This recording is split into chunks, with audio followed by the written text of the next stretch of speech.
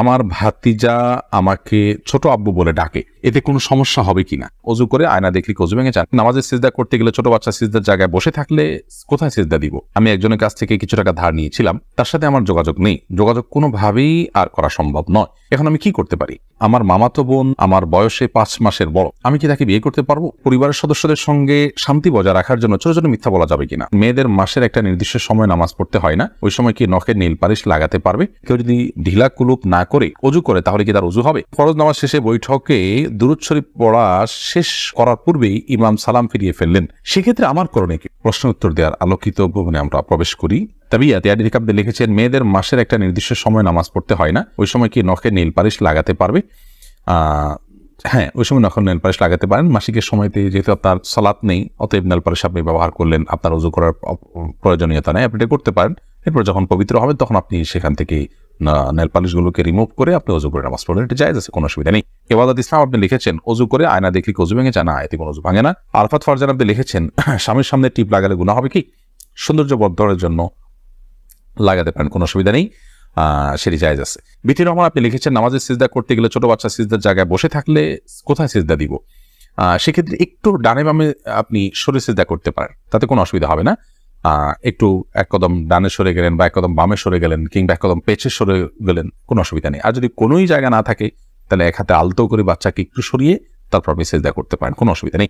আব্দুল করিম পাটোয়ারি লিখেছেন, ফরজ নামাজ শেষে বৈঠকে দুরূদ শরীফ পড়া শেষ করার পূর্বেই ইমাম সালাম ফিরিয়ে ফেললেন, সেক্ষেত্রে আমার করণীয় কি? ফরজ নামাজের শেষ বৈঠকে ইমাম আপনার দুরূদ শেষ করার আগে যদি সালাম ফিরিয়ে ফেলেন তাহলে আপনি খুব দ্রুততার সাথে দুরূদ শেষ করবেন। আর যদি দুরূদ শেষ করতে অনেক দেরি হয় তাহলে সেক্ষেত্রে কোনো একটা স্টেশনে দাঁড়িয়ে সালাম ফিরিয়ে ফেলবেন, আপনার সালাত হয়ে যাবে ইনশাআল্লাহ। অর্থাৎ যে কোনো একটা জায়গায় অর্থবহ হয়, যেমন আল্লাহুম্মা সাল্লি আলা মুহাম্মাদ ওয়া আলা আলি মুহাম্মাদ শেষ করলেন, পরে আপনি সালাম ফিরিয়ে ফেললেন, কারণ এখানে একটা অর্থবহ বাক্য হয়ে গেল।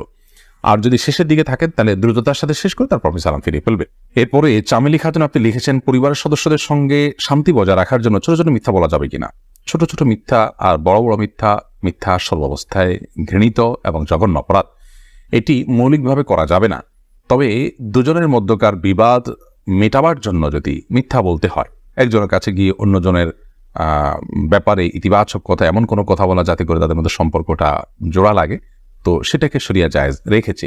পরিবারের সদস্যদের মধ্যে যদি এরকম কোনো পরিস্থিতি তৈরি হয় তাহলে সেক্ষেত্রে ওই ধরনের মিথ্যা কথা বলা জায়েজ আছে। এছাড়া আপনি খেয়াল খুশি মতো আপনি মিথ্যা বললেন পরিবারের সদস্যদের মধ্যে তথাগত শান্তি বজায় রাখার জন্য, এটি জায়েজ নয়। বরং সত্যবাদিতার অভ্যাস আমাদের মধ্যে গড়ে তুলতে হবে। মিথ্যা আজ আমাদের রন্ধ্রে রন্ধ্রে ঢুকে গেছে, যার কারণে আমরা আমাদের কেনাকাটা, আমাদের কাজকাম, আমাদের শিক্ষা জীবন, আমাদের শিক্ষকতার জীবন, আমাদের কর্মজীবন, আমাদের জীবনের প্রতিটা ক্ষেত্রে আজ মিথ্যার সয়লাভ হয়ে গেছে। তো এই জায়গায় পরিবারের শান্তি বজায় রাখার নাম দিয়ে আবার তথাকথিত ছোট ছোট মিথ্যা বলার বিষয়টি কখনো অনুমোদিত হতে পারে না। আফসানা শারমিন রোশনি আপনি লিখেছেন, আমার ছেলে 5 দিনের হায়াত নিয়ে দুনিয়াতে এসেছিল, আমার সন্তানকে আমার জন্য সুপারিশ করবে আল্লাহর কাছে? বল, আপনার সন্তান আল্লাহর কাছে ইনশাআল্লাহ বিদিন আপনার জান্নাতের পথকে সুগম করবে কিয়ামতের ময়দানে, এবং এ ধরনের সন্তান বাবা মার জন্য জান্নাতে অপেক্ষা করবে, এরকম বর্ণনা পাওয়া যায়। যদি আপনি সবর করতে পারেন, আল্লাহ তাআলা আপনাকে সবর করার তৌফিক দান করুন এবং বিনিময় দান করুন। মোহাম্মদ মুনতাসির মাহমুদ আপনি লিখেছেন, নামাজে যদি নিজের অনিচ্ছা সত্ত্বেও কোনো দুশ্চিন্তা চলে আসে তাহলে কি নামাজের কোনো ক্ষতি হবে? নামাজের মধ্যে নিজের অনিচ্ছা সত্ত্বেও যদি দুশ্চিন্তা আসে তাহলে সেক্ষেত্রে এই দুশ্চিন্তা ফলশ্রুতিতে একজন মানুষ গুনাহগার হবেন না, বিশেষ করে যদি একান্তই অনিচ্ছায় আসে। কিন্তু সেটাকে যদি কন্টিনিউ করতে থাকেন তিনি, অর্থাৎ ভাবতেই থাকেন, ধরুন দুনিয়ার কোনো বিষয় মনে পড়লো আপনার জন্য যেটা দুশ্চিন্তার, এরপর ওইটা নিয়ে আপনি নামাজের মধ্যে ভাবতেই থাকলেন, তাহলে সেটা অবশ্যই আপনার জন্য গুনাহের বিষয় হবে এবং নামাজের আপনার যে প্রাণ সেটাকে নষ্ট করবে। হঠাৎ কোনো দুশ্চিন্তা হলো এবং মুহূর্তের মধ্যে সেটাকে আপনি ভুলে গিয়ে সালাতে মনোযোগী হয়ে গেলেন, তাতে কোনো অসুবিধা নেই, এটা ইচ্ছার বাইরে হয়েছে। আর আখিরাত নিয়ে, আল্লাহর ভয়, কবরের আযাব, এই জাতীয় বিষয় নিয়ে যদি আপনার দুশ্চিন্তা হয় সেটা তো খুব প্রশংসনীয় বিষয়, কারণ সেটা আপনার সালাতকে আরো বেশি আপনার আল্লাহর কাছে গ্রহণযোগ্য করবে ইনশাআল্লাহ। শারমিন আক্তার আপনি লিখেছেন, আমি একজনের কাছ থেকে কিছু টাকা ধার নিয়েছিলাম, তার সাথে আমার যোগাযোগ নেই, যোগাযোগ কোনোভাবেই আর করা সম্ভব নয়, এখন আমি কি করতে পারি? আপনি যদি তার সাথে যোগাযোগের কোনো সুযোগ না থাকে এবং যোগাযোগের কোনো সম্ভাবনা না থাকে তাহলে সেক্ষেত্রে ওই টাকাটা কোনো গরিব দুঃখীকে দান করে দিবেন তার তরফ থেকে, অর্থাৎ তার তরফ থেকেই ডোনেশন করে দিলেন, দান করে দিলেন, সবটা তার আমল নামায় যুক্ত হলেন, মাধ্যমে ইনশাআল্লাহ আপনি দায়মুক্ত হওয়ার চেষ্টা করতে পারেন। হাবিব রাজ আপনি লিখেছেন, আমার মামাতো বোন আমার বয়সে 5 মাসের বড়, আমি কি তাকে বিয়ে করতে পারবো? দেখুন, যিনি বয়সে বড় তার সাথে বিবাহ বন্ধনে আবদ্ধ হওয়া মৌলিকভাবে জায়েজ আছে, এটি কোনো নাজায়েজ বা হারাম কোনো বিষয় নয়। আমাদের সমাজে এটাকে দোষণীয় মনে করা হয়, সেটা আমাদের সমাজের দোষ বলতে পারেন। শরিয়াত এটাকে যাকে আপনার নিষিদ্ধ করেনি, বিধায় বয়সে বড়র সাথে বিবাহ বন্ধনে আবদ্ধ হতে পারে। বিশেষ করে নবী করিম সাল্লাল্লাহু আলাইহি সাল্লাম তিনি নিজেও খাদিজা রাদিয়াল্লাহু তাআলা আনহাকে বিয়ে করেছেন, তখন খাদিজা রাদিয়াল্লাহু তাআলা আনহা বয়স তার চাইতে বেশি ছিল। এখান থেকে বোঝা যায় নিজের চাইতে বয়সে বড় কাউকে বিয়ে করাটা শরিয়া দৃষ্টিকোণ থেকে মৌলিকভাবে অনুমোদিত।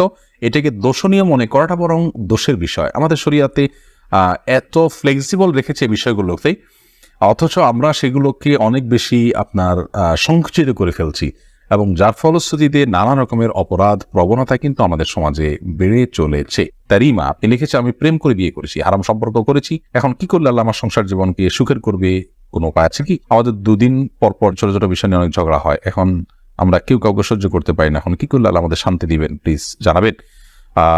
বোন তারিমা, আপনারা আল্লাহর কাছে আগের কৃতকর্মের জন্য লজ্জিত হয়ে ধন্যবাদ ক্ষমা চাইবেন, চোখের পানি ফেলে মাপ চাইবেন যে আল্লাহ আমাদের অন্যার জন্য আপনি মাফ করেন, লজ্জিত থাকবেন। এর পাশাপাশি সুখী দাম্পত্য জীবনের জন্য আল্লাহর কাছে বিশেষভাবে দোয়া করবেন, সেই সাথে সুখী দাম্পত্যের জন্য যে আমলগুলো আছে সেগুলো করবেন। সবর এটার কসরত করবেন, যে ধৈর্য ধরে ধৈর্যের পাহাড় হওয়ার চেষ্টা করবেন, ইনশাআল্লাহ আল্লাহ তাআলা আপনাদেরকে সুখী করবেন। এ বিষয়ে আমাদের অনেকগুলো পরামর্শমূলক ভিডিও আছে, সেগুলো শুনতে পারেন। এমনি আলামিন লিখেছেন, কেউ যদি ঢিলা কুলুপ না করে অজু করে তাহলে কি তার অজু হবে? যদি পেশাবের পর পানি ব্যবহার করেন, তারপর আর পানি ফোটা পেশাব ফোটা না বাইর হয়, অজু হয়ে যাবে। ঢিলা করা তার জন্য ফরজ ওয়াজিব নয়। আর যদি আশঙ্কা থাকে তাহলে সেক্ষেত্রে আশঙ্কা দূর করা পর্যন্ত তিনি অপেক্ষা করা বা যেভাবে হোক এটা করা উচিত। তবে ঢিলা কুলুপ না করে পানি ব্যবহার করলেও পবিত্র হয়ে যাবে, অজু করলে নামাজ হয়ে যাবে। আরফাত ফারজান আপনি লিখেছেন, আমি নামাজ পড়ার সময় আমার ছোট বাচ্চা নামাজের সামনে হাঁটাহাঁটি করে, এতে ওর বা আমার কোনো গুনাহ হবে না? এতে গুনাহ হবে না? মাইদুল ইসলাম সুবর্ণ আপনি লিখেছেন, একটি মেয়ের গর্ভের সন্তানের 3 মাস হওয়ার আগেই গর্ভের বাচ্চা নষ্ট করে ফেলে, তাহলে কি সে গুনাহগার হবে? গর্ভের বাচ্চা নষ্ট করা সর্বাবস্থায় অপরাধের কথা, কিন্তু যদি সন্তানের মধ্যে হার্টবিট বা প্রাণ সঞ্চারিত হওয়ার আগেই আপনার কোনো এমন ওজরের ভিত্তিতে সেটি নষ্ট করা হয় যে ওজরটি শরিয়া গ্রাহ্য, যেমন তার ফলশ্রুতিতে মার শরীর বা জীবনের মধ্যে হুমকি আছে, বা বড় কোনো বিপদ হতে পারে, বা বড় কোনো সমস্যা আছে, এরকম কোনো ওজরের ভিত্তিতে যদি এটা করে, তাহলে সেটা ক্ষেত্র বিশেষে ওজরের উপর নির্ভর করে সেটা জায়েজ হতে পারে। আর এমনিতে মনে চাইলো আর সন্তান নষ্ট করে ফেললো সামান্য ঠনক অজুহাতের ভিত্তিতে, এটি জায়েজ হবে না, এর ফলশ্রুতিতে মানুষ গুনাহগার হবে। জোস মাসুম মামুন এআইডি থেকে আপনি লিখেছেন, আমার ভাতিজা আমাকে ছোট আব্বু বলে ডাকে, এতে কোনো সমস্যা হবে কিনা? দেখুন, আপনার ভাতিজা যদি আপনাকে ছোট আব্বু বলে ডাকে তাহলে সেক্ষেত্রে মৌলিকভাবে কোনো অসুবিধা নেই, কারণ আমাদের দেশে অনেক এলাকাতে চাচাকে ছোট বাবা বলা হয়। ছোট বাবা বলা হয় এটা রূপক অর্থে, তাকে সত্যিকারের পিতা মনে করে বাবা বলা হয় না। মানে আম্মুর রাজুল ইসিম ওয়াবি, একজন কারোর চাচা তার বাবার মতোই অনেকটা শ্রদ্ধার জায়গা থেকে এবং অন্য অনেক দিক থেকে, সেই জায়গা থেকে তাকে ছোট আব্বু বলার যে প্রচলন আছে, এই প্রচলনটা আপনার রূপক অর্থে বলা হয়, সেই অর্থেই প্রচলনটা আছে, যার কারণে এটাতে আপনার বাপ নয় তাকে বাপ ডাকার যে অপরাধ, সে অপরাধ বা সে গুনাহ এখানে হবে না।